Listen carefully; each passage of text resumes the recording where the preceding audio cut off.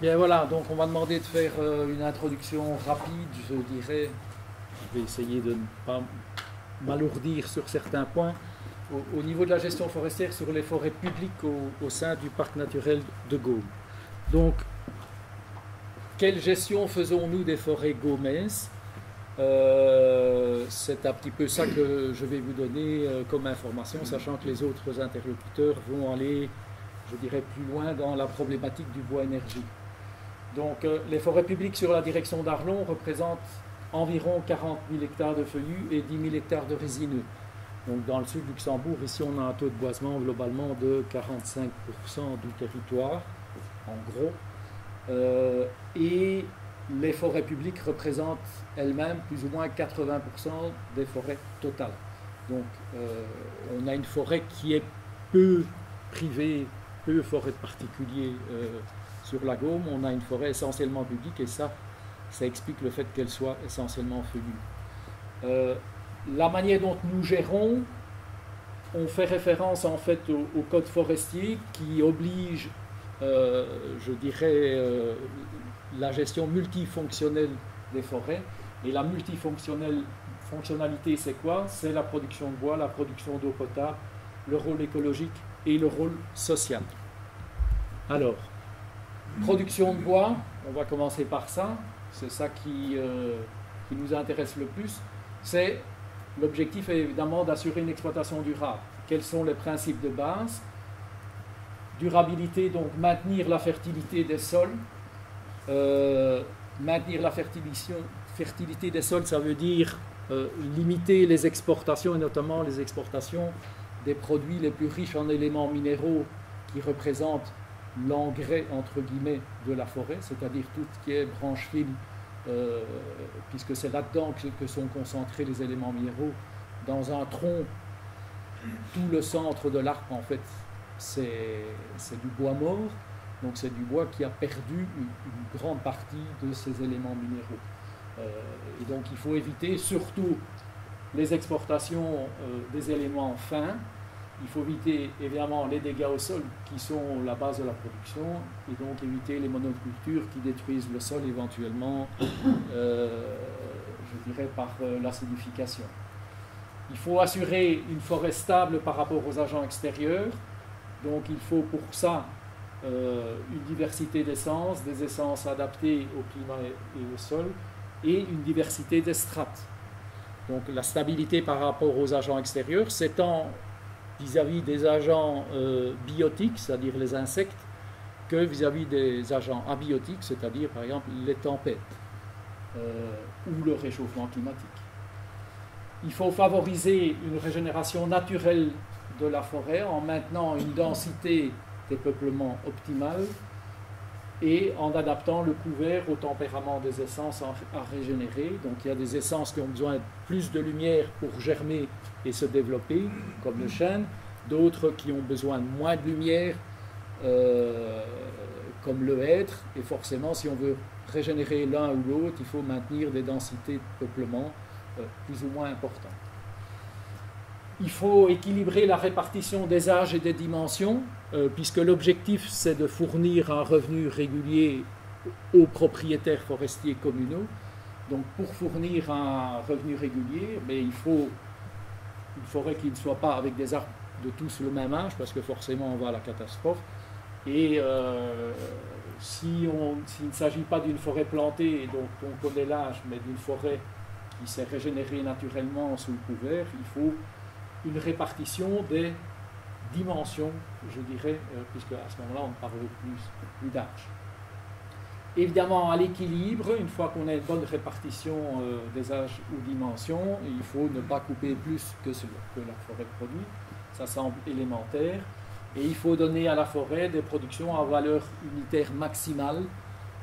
C'est sûr que notre gestion vise à plutôt produire du bois d'œuvre, du bois de qualité, que du bois de masse, qui est probablement plus l'objectif de la gestion, une gestion énergétique.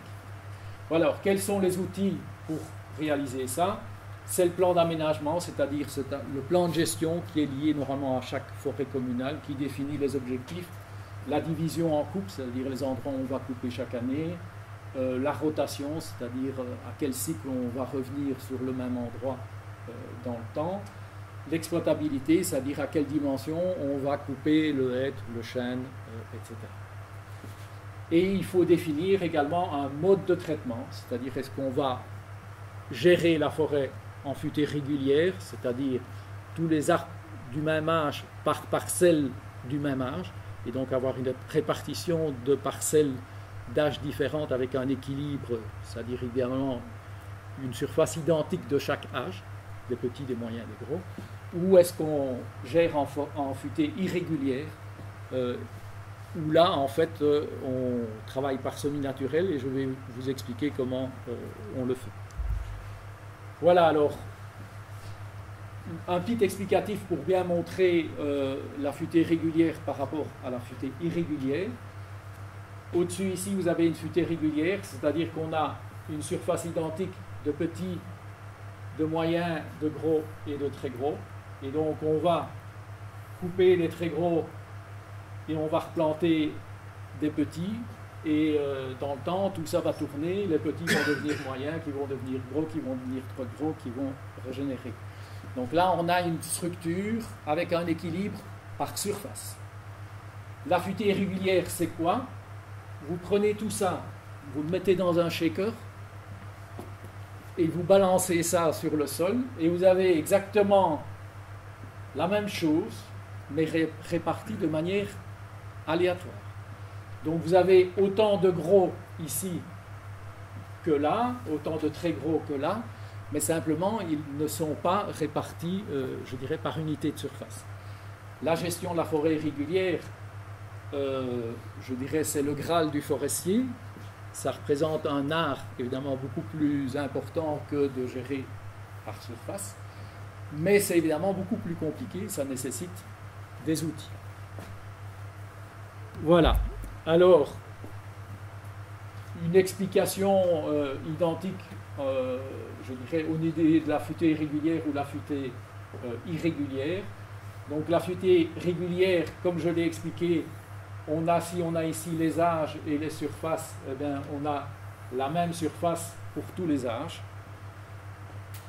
La futaie irrégulière, l'équilibre en fait est tout à fait différent. C'est-à-dire que si on transforme la surface de petit en nombre de bois, vous imaginez bien qu'ici, on aura de 0 à 10 ans, on aura 2500 plants par hectare, tandis que des arbres de 100 ans, on en aura 50.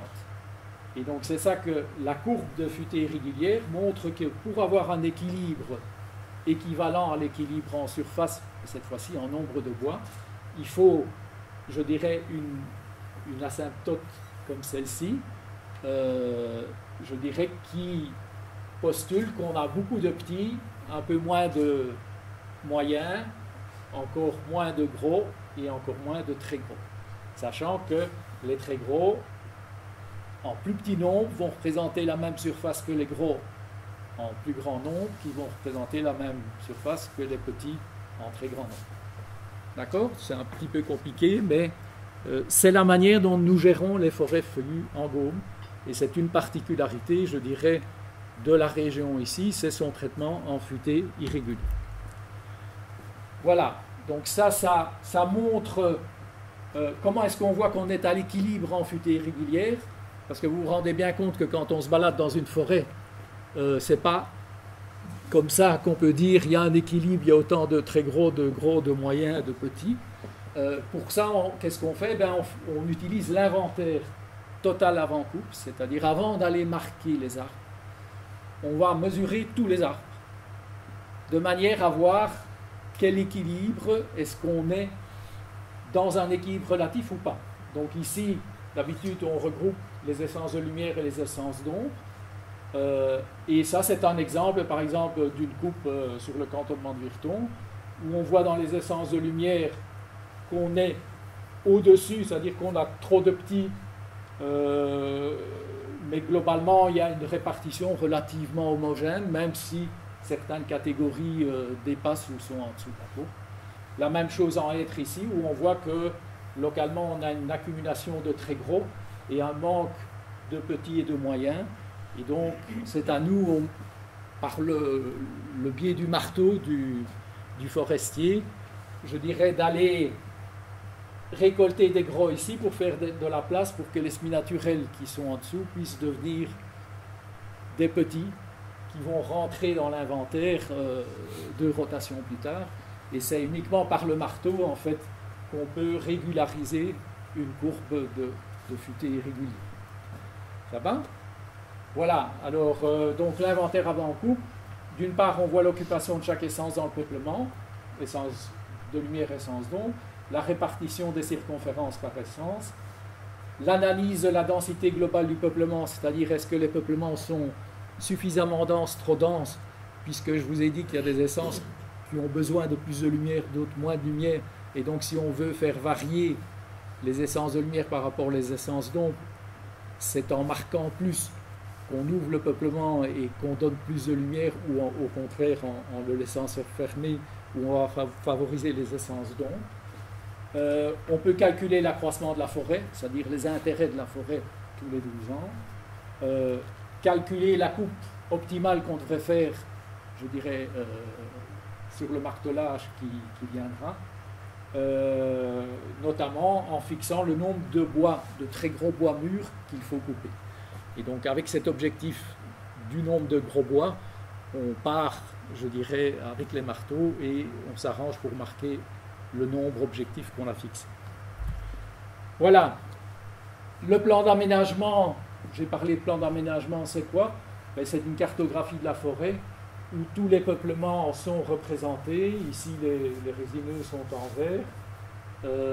Les feuillus suivants qui sont plus ou moins jeunes sont en rose. Donc avec cette cette cartographie de la forêt, on a ce qui est repris en couleur par rapport à ce qui n'est pas en couleur.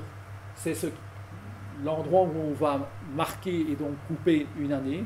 On a un cycle de 12 ans, donc on a globalement 12 coupes dans la propriété forestière d'une commune. On coupe en 12 morceaux et donc on passe sur un morceau chaque année.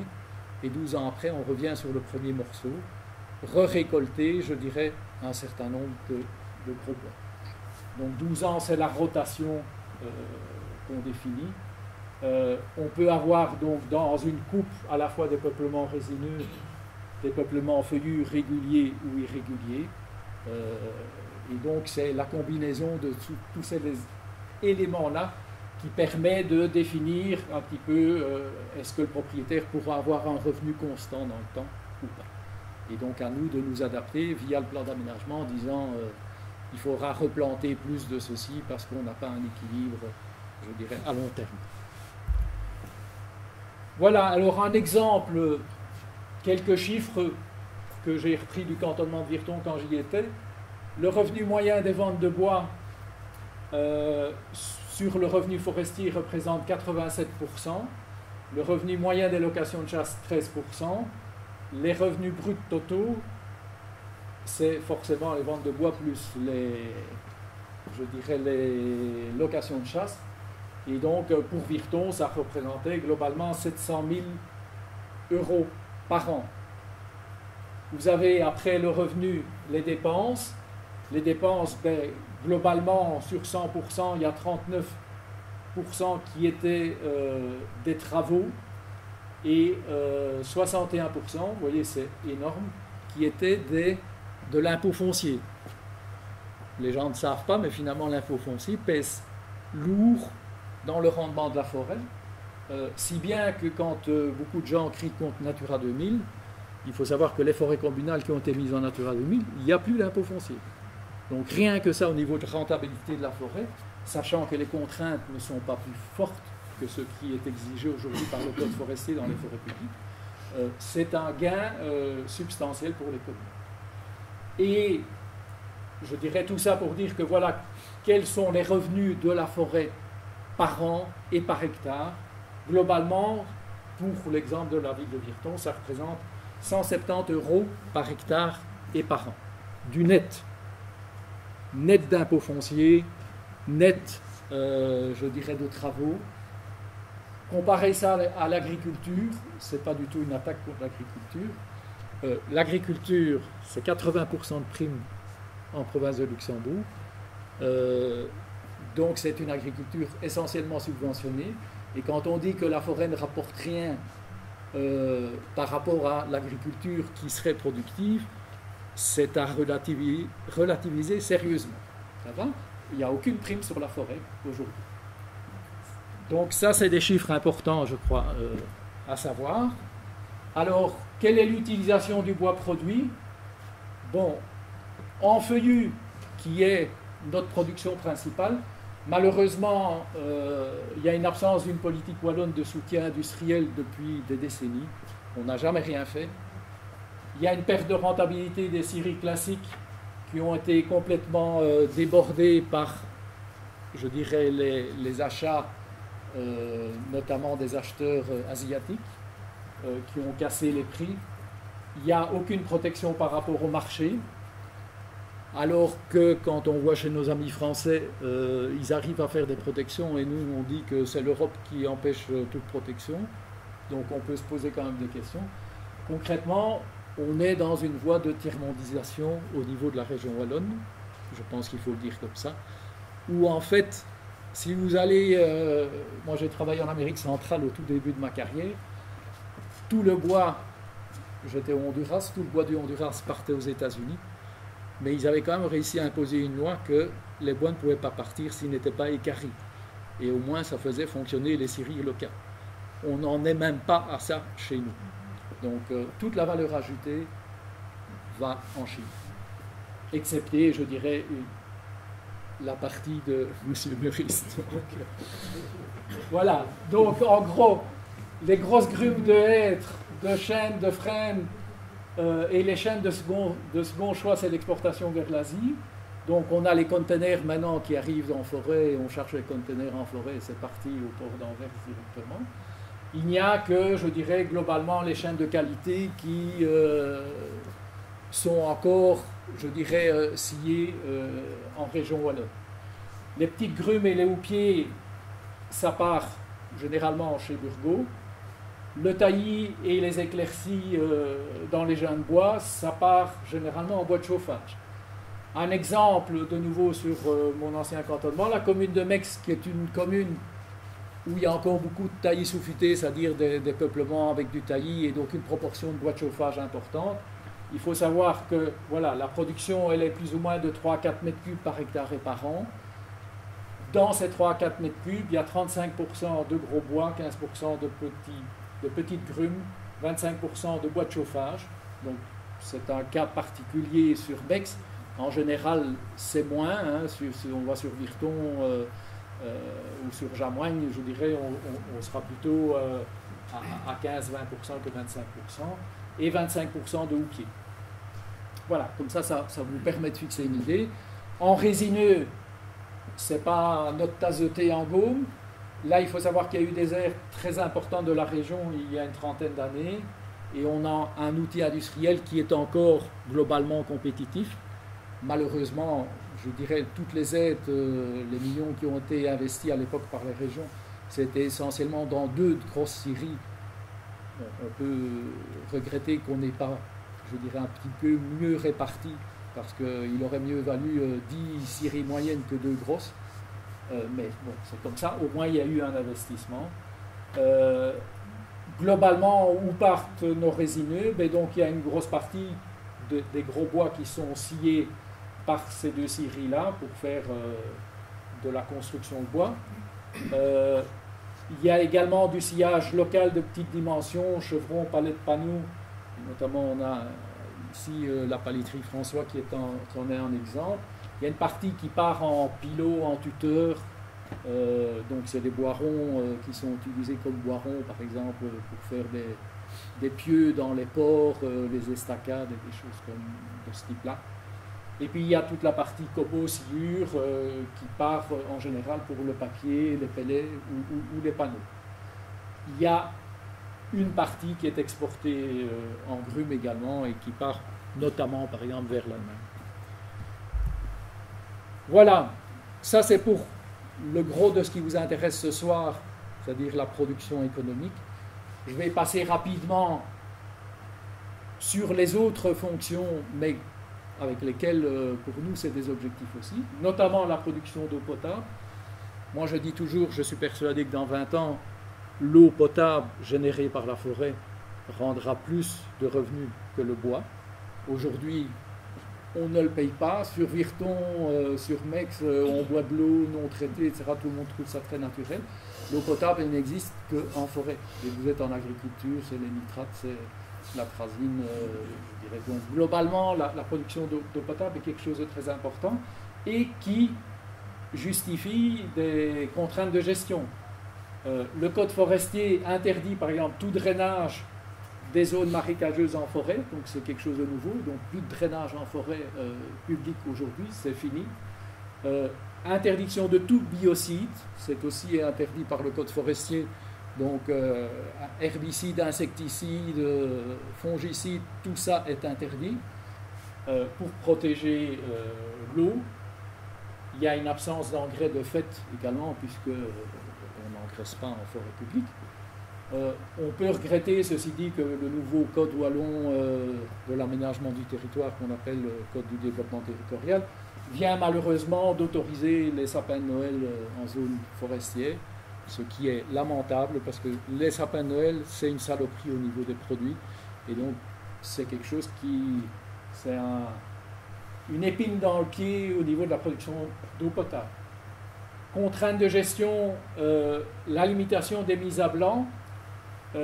Pourquoi? Je vous ai mis un petit graphique ici qui montre en fait la perte d'éléments minéraux et notamment de nitrates suite à des mises à blanc. Donc vous avez ici les coupes. Il y a une coupe qui a été faite à ce niveau-là. On a 1, 2, 3, 4 graphiques. Le premier donne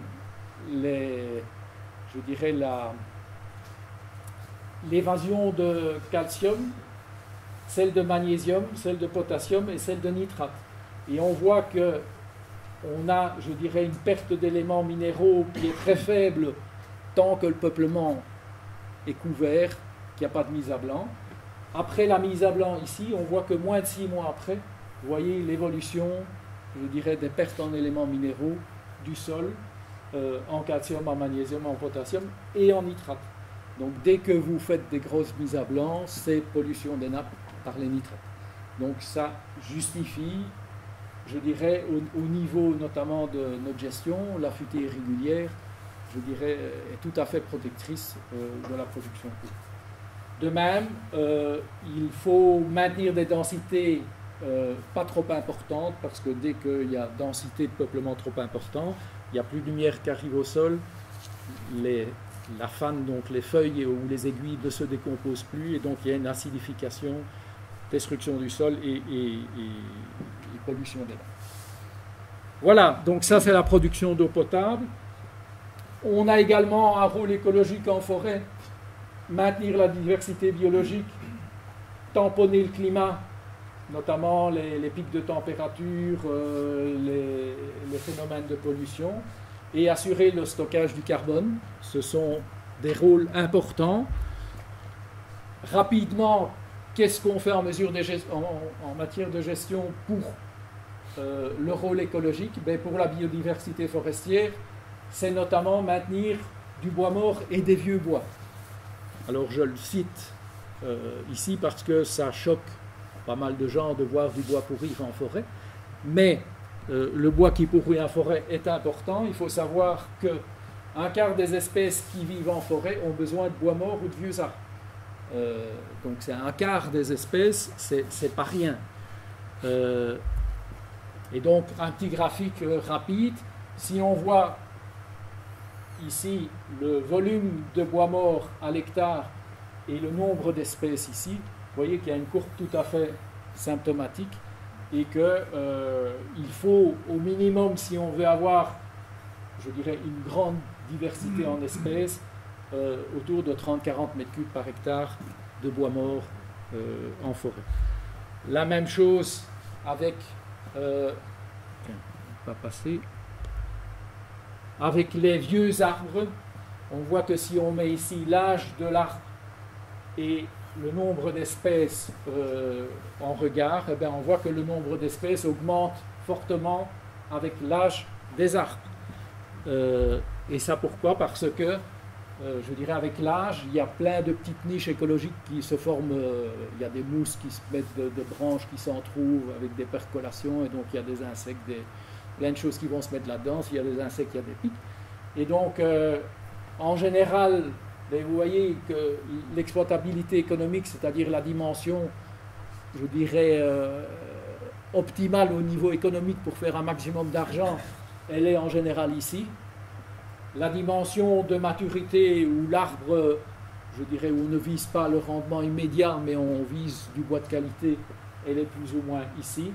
Et puis on voit que le maximum de biodiversité, il est entre la maturité et la mort de l'arbre, et que ça augmente de manière exponentielle. Voilà, c'est un petit schéma pour expliquer. Dernier rôle de la forêt, le rôle social.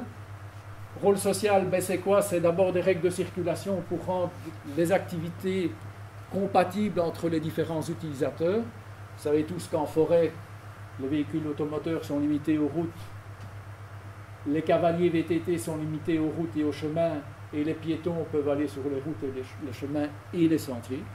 Donc c'est le code forestier qui définit ça pour justement éviter, je dirais, les interférences entre les différents utilisateurs. L'objectif de la forêt sociale, c'est favoriser un tourisme respectueux. Donc c'est pas, on ne veut pas en tant que forestier créer un cadre pour de la consommation, parce qu'il y a des gens qui consomment de la forêt qui s'en foutent finalement dans quel écosystème ils sont. L'important, c'est qu'ils puissent s'amuser. Je pense aux rallyes motorisés, stages de survie, barres perchées, on en a parlé tantôt. Bon, c'est le genre de choses qui ne nous fait pas trop plaisir. Et puis, rôle social, il y a également la pratique de la chasse. On a vu que ça représentait quand même 13% des revenus. En sachant qu'on a énormément de problèmes pour lutter contre les surdensités de gibier, et que c'est compliqué, qu'on essaye, on a depuis une dizaine d'années, je dirais, fait des efforts énormes pour essayer d'objectiver la pression du gibier, et notamment en travaillant sur ce qu'on appelle les rétrotirs, c'est-à-dire essayer de se faire une idée de la population réelle sur base de ce qu'on a tiré les années d'avant. Il faut savoir que chaque fois qu'on veut faire un inventaire de gibier, les forestiers envoient 100, les chasseurs envoient 50. Et bon, et quand on envoie 100, il n'y en a pas 100, mais il y en a 150, parce qu'on ne voit jamais toutes les bêtes. Et donc, concrètement, comment mettre tout le monde d'accord? Donc, la manière dont on travaille, en fait, c'est qu'on travaille avec des rétrotirs, où on voit les tirs au cours des différentes années, et on joue avec les évolutions et pas avec les nombres absolus. Donc, on voit que si la population augmente et qu'on a tiré 100 la première année, 120 la deuxième année, 140 la troisième année, et que ça continue à augmenter, on peut en déduire que la population initiale, elle était au moins de 310 ou 320, hein, puisqu'on tire en principe que l'accroissement, mais si la population continue à augmenter, c'est qu'on n'a pas tiré vraiment l'accroissement, c'est que l'accroissement était plus important.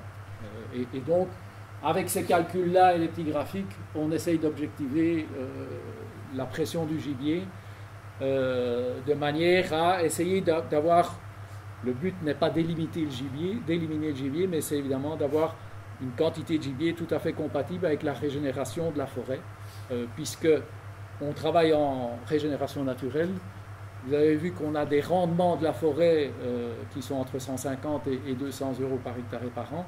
C'est notamment parce que la forêt se régénère toute seule et que c'est des plantations qu'on ne paye pas. Et donc c'est fondamental à ce niveau. Voilà, je vous remercie de votre attention et je vais laisser les orateurs suivants, je dirais. Merci Bernard.